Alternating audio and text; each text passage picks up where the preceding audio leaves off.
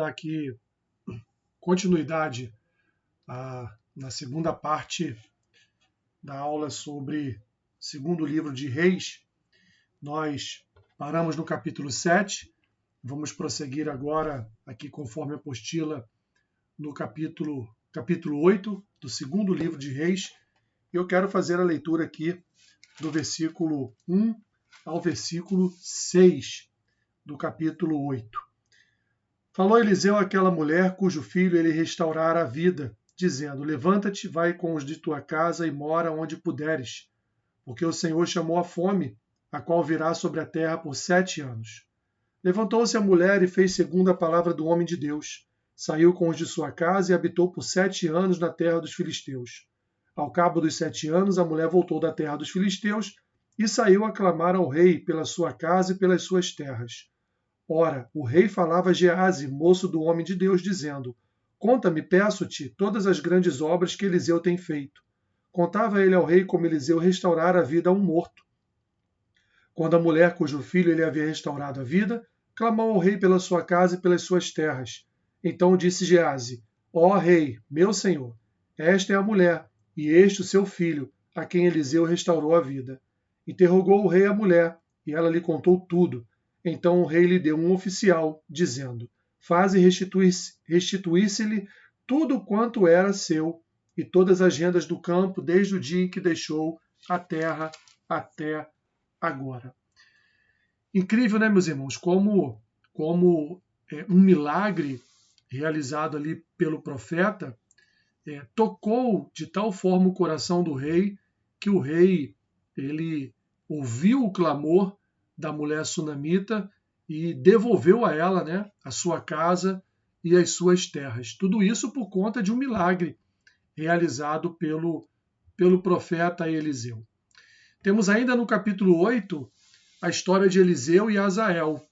Diz assim: Ben-Hadad, rei da Síria, que estava doente, e em contraste com a atitude de Acasias, rei de Israel, que consultou Baal-Zebub, enviou Azael para consultar o Senhor através de Eliseu.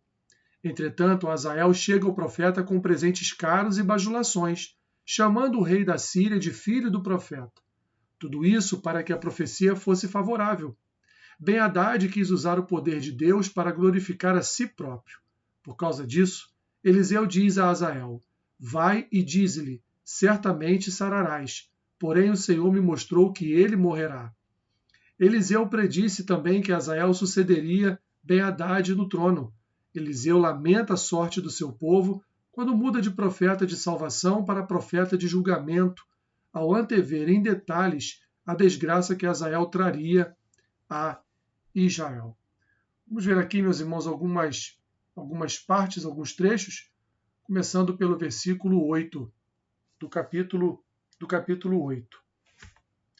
Disse o rei a Azael: Toma presentes contigo e vai encontrar-te com o homem de Deus. E por seu intermédio pergunta ao Senhor, dizendo: Sararei eu desta doença?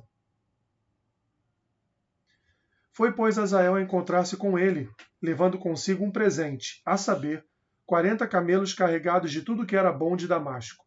Chegou, apresentou-se diante dele e disse: Teu filho Ben-Hadad, rei da Síria, me enviou a perguntar-te: Sararei eu desta doença?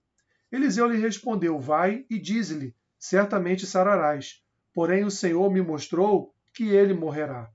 Olhou Eliseu para Azael e tanto lhe fitou os olhos que este ficou embaraçado e chorou o homem de Deus. Então disse Azael: Por que chora o meu senhor? E ele respondeu: Porque sei o mal que hás de fazer aos filhos de Israel. Deitarás fogo às suas fortalezas, matarás a espada os seus jovens, esmagarás os seus pequeninos e rasgarás o ventre de suas mulheres grávidas. Tornou Azael: Pois que é teu servo este cão para fazer tão grandes coisas? Respondeu Eliseu: O Senhor me mostrou que tu hás de ser rei da Síria.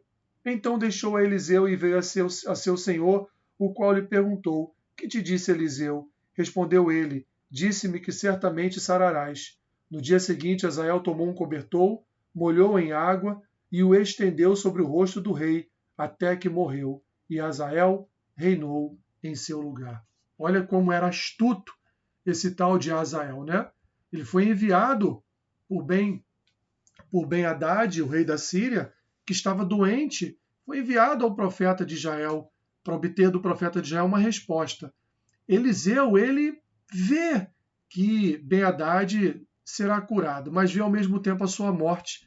Por quê? Porque Hazael, um homem mau, ele vai matar o próprio rei para tomar o seu trono.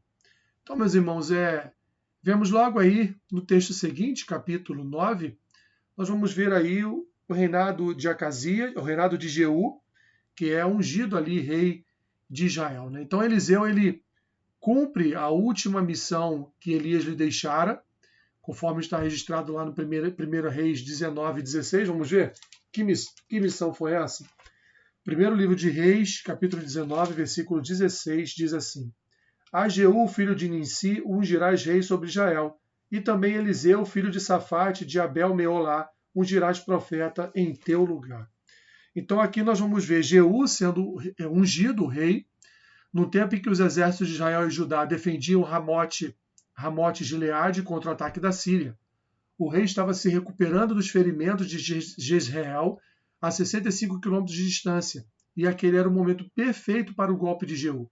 Este não perdeu tempo e matou Jorão, rei de Israel, Acasias, o rei de Judá, que estava com ele, e finalmente a rainha Jezabel. Assim cumpriu-se a profecia de Elias em 1 Reis 21, 23.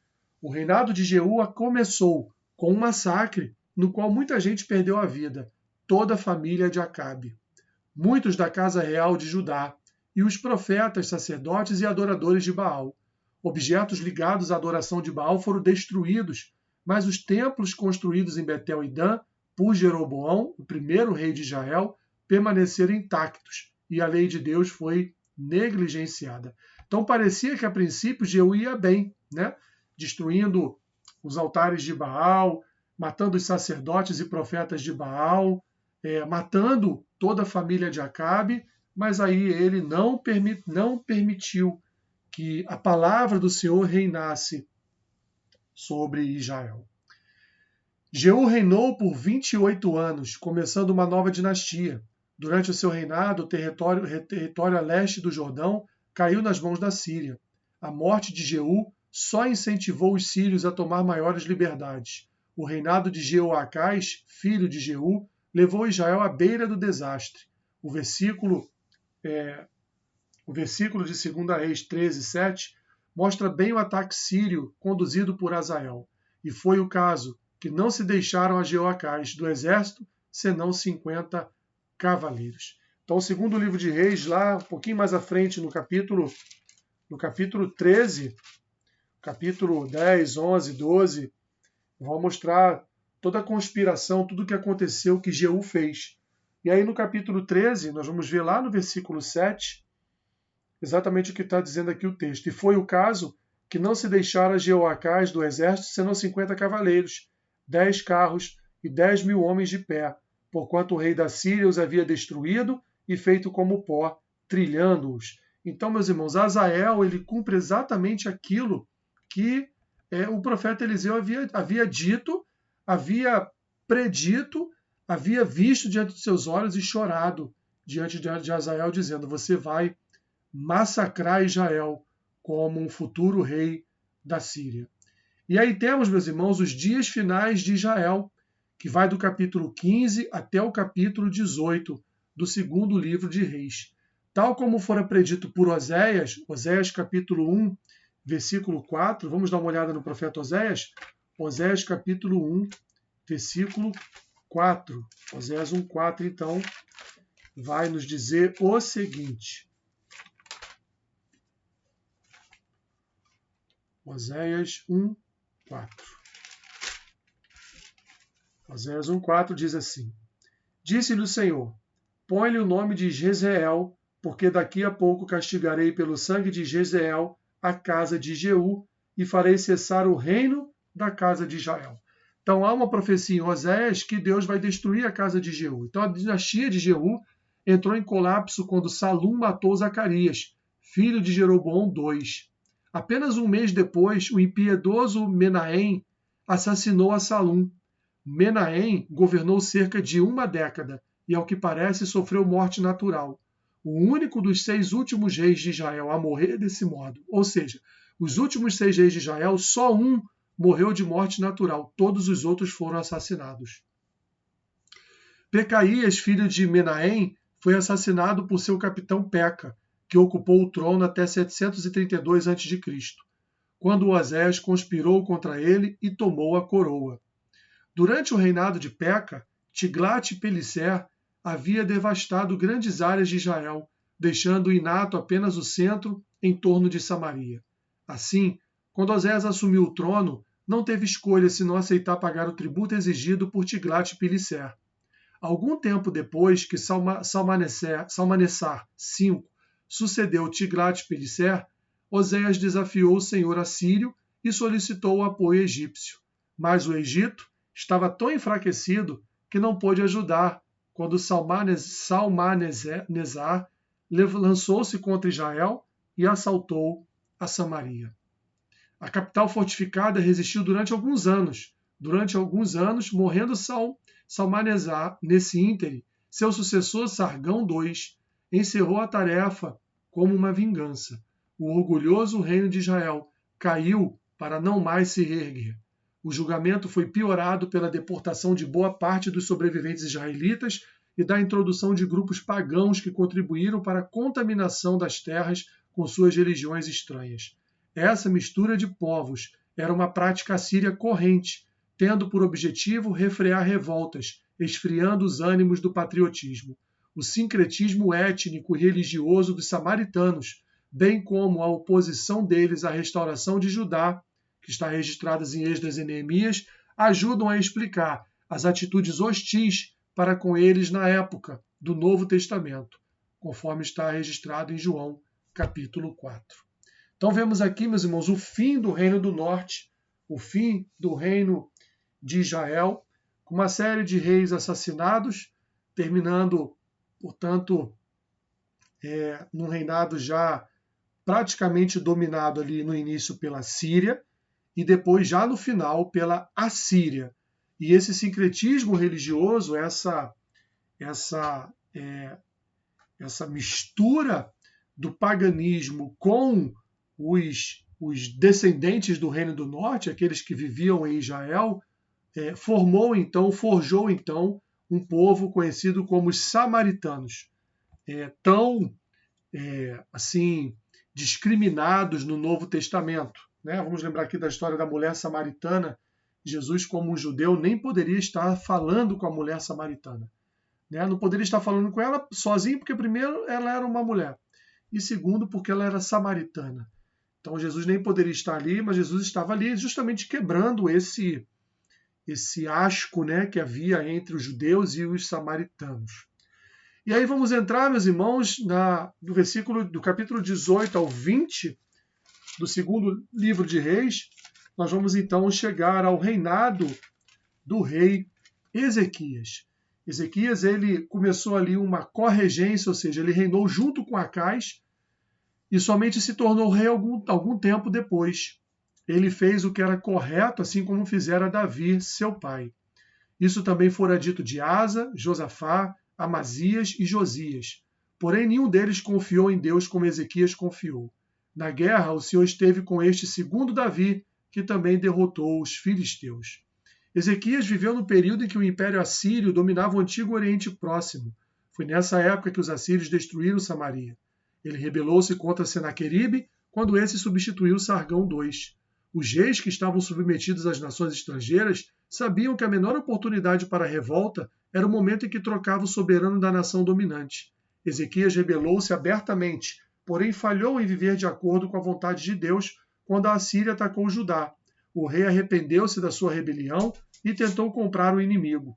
Mesmo Ezequias tendo pagado imposto pesados tributos ao rei assírio, Senaqueribe exigiu rendição completa e ainda sitiou Jerusalém. No aqueduto do açude superior, o comandante assírio perguntou a Ezequias e aos seus oficiais: que confiança é essa em que te estribas? Esse é o assunto da vida de Ezequias e da batalha.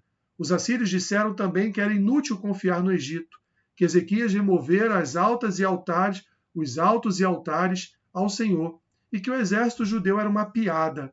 O assírio alegou que o Senhor o ordenara invadir e destruir a terra. Em seguida, virou-se para as pessoas que estavam na muralha e lhes deu uma escolha: confiar no Senhor e em Ezequias e morrerem, ou confiar no assírio que conquistou todos os deuses e gozar uma vida em uma nova terra prometida. Ezequias, entretanto, permaneceu confiante de que o Senhor manteria sua promessa de livrar Jerusalém, e o povo obedeceu ao seu rei. Ezequias pediu a Isaías que orasse, e o profeta predisse que o rei assírio retornaria à sua própria terra e seria assassinado. O comandante de campo assírio retirou suas tropas para guerrear contra Tiraca, o cuxita, porém ele continuou a ameaçar Ezequias. Então Ezequias orou ao Senhor para livrar Judá, pois és o Deus de todos os reinos da terra. Deus assegurou a Ezequias, através de Isaías, que a sua oração fora ouvida.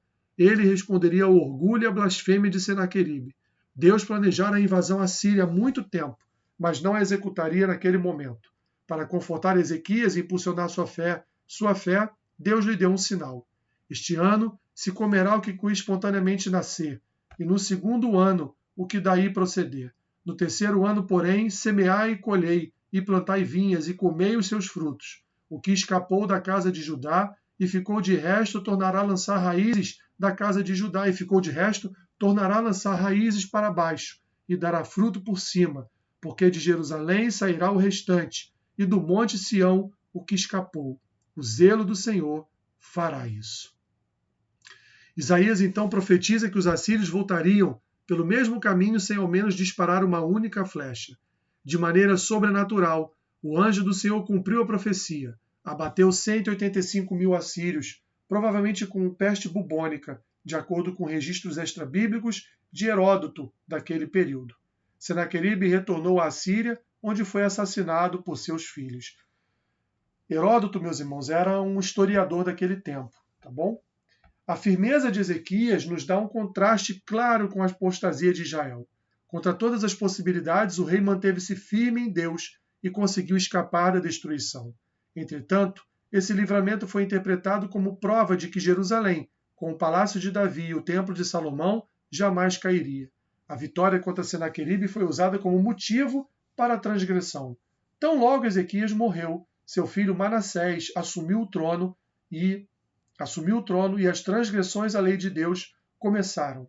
Manassés restabeleceu o culto a Baal, colocou altares dentro do templo do Senhor. Sua loucura foi tão grande que ele queimou seu filho em sacrifício a uma divindade pagã chamada Moloque.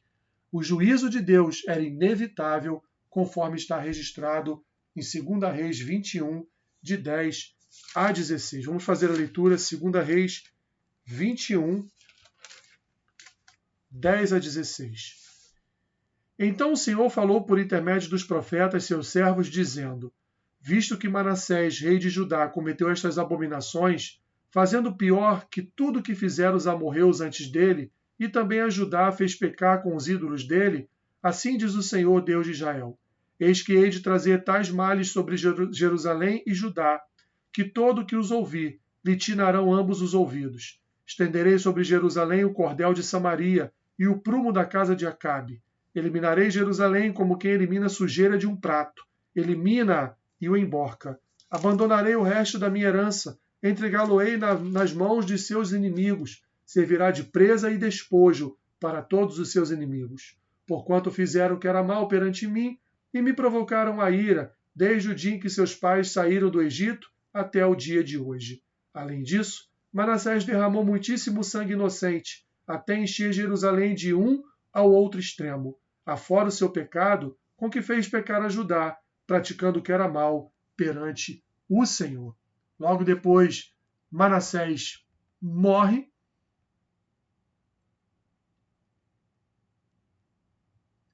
E vemos aí o reinado de mais um outro rei. Josias foi verdadeiramente filho de Davi, porque alguns homens, o sacerdote Ilquias e alguns homens estavam ali na casa do Senhor e encontraram partes de um livro, partes de, provavelmente, do Pentateuco e de Deuteronômio, para ser mais exato.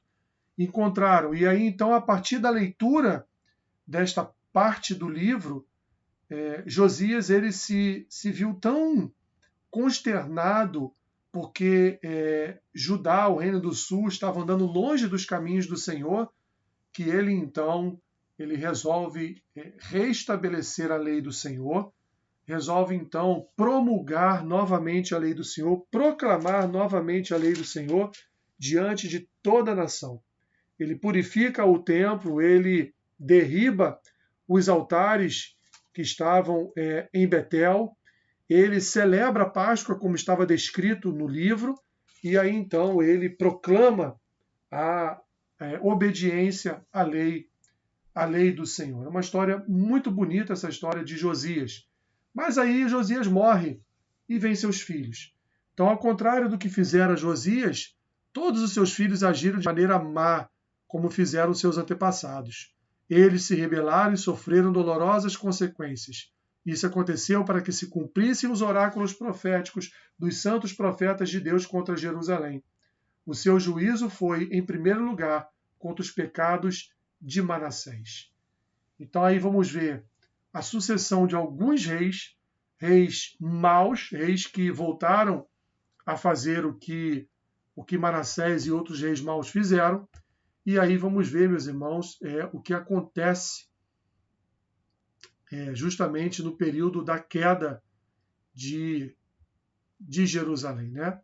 Como está aí, o povo coroou então Jeoacás, que tinha 23 anos, ao invés de Eliaquim, que tinha 25 anos.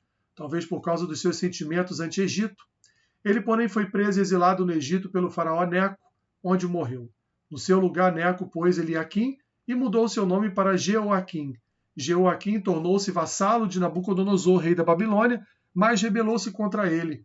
Ele foi deportado para a Babilônia, mas somente depois de Judá ter sido devastada pelos babilônios e por outros bandos. Isso está registrado, meus irmãos, em Lamentações de Jeremias. Você vai ver ali todo o lamento, tudo o que aconteceu em Jerusalém nessa invasão babilônica está descrito ali em Lamentações.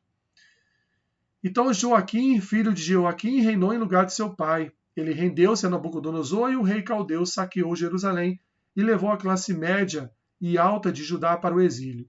A Babilônia dominou sobre o antigo reino de Davi, desde o ribeiro do Egito até o rio Eufrates. O babilônio pôs no lugar de Joaquim Zedequias, seu rei marionete. Ao se rebelar, Nabucodonosor saqueou Jerusalém novamente e a destruiu completamente. Zedequias viu seus filhos serem mortos diante dele e ele próprio teve seus olhos furados. O que os babilônios faziam, meus irmãos? Eles, quando conquistavam o reinado, eles colocavam toda a família do rei diante do rei e ele então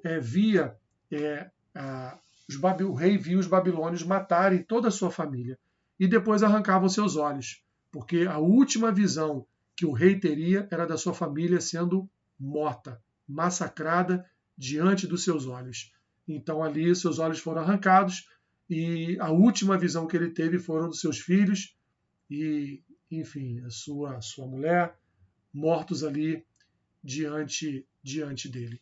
Os oficiais e sacerdotes foram assassinados e os utensílios do templo foram levados para a Babilônia. Depois da queda de Jerusalém, Nabucodonosor pôs um homem chamado Gedalias como governador daqueles que permaneceram na terra, mas ele foi assassinado por colaborar com os babilônios. Amedrontados com a possível reação da Babilônia, o restante do povo imigrou para o Egito, uma inadvertida ação que personificava uma das maldições pela quebra da aliança, o retorno ao Egito, a terra da servidão. Eles perderam a herança do Senhor. O livro, entretanto, não se encerra com uma voz de juízo, mas como uma ponta de esperança. Joaquim ainda estava vivo e passava bem. De forma simbólica, as suas vestes do cárcere são retiradas e ele recebe um lugar de honra maior do que todos os reis que estavam cativos na Babilônia. Qual é a mensagem, então, meus irmãos, do segundo livro de Reis para os dias de hoje? Que Deus, ele é longânimo e não tem prazer na morte do ímpio, conforme diz Ezequiel 18:32. Os israelitas insistentemente violaram a aliança que Deus firmava com o povo no Monte Sinai, sob a liderança de Moisés. Quando algum rei tornava a fazer o que era reto perante o Senhor, o juízo era suspenso, até que chegou um momento em que não era mais possível evitar o julgamento. Os assírios e os babilônios foram um instrumento do juízo divino sobre Israel. Deus é paciente e pronto a nos perdoar. Entretanto, não devemos brincar com a misericórdia divina. Se há algum pecado que nos afasta de Deus, tratemos de nos livrarmos dele o mais rápido possível. Há perdão inesgotável em Deus, porém há também juízo. O Senhor voltará e quer nos encontrar como servo fiel da parábola dos talentos em Mateus. Conservemos a nossa fé pura, para que, quando Jesus voltar, ouçamos dele: Vinde, benditos de meu Pai, entrai na posse do reino que vos está preparado desde a fundação do mundo. Assim, meus irmãos, terminamos o segundo livro de Reis, a segunda parte do segundo livro de Reis, e espero que vocês possam, principalmente, ouvir esta aula e, evidentemente, ler todos os textos, pois não é possível aqui transmiti-los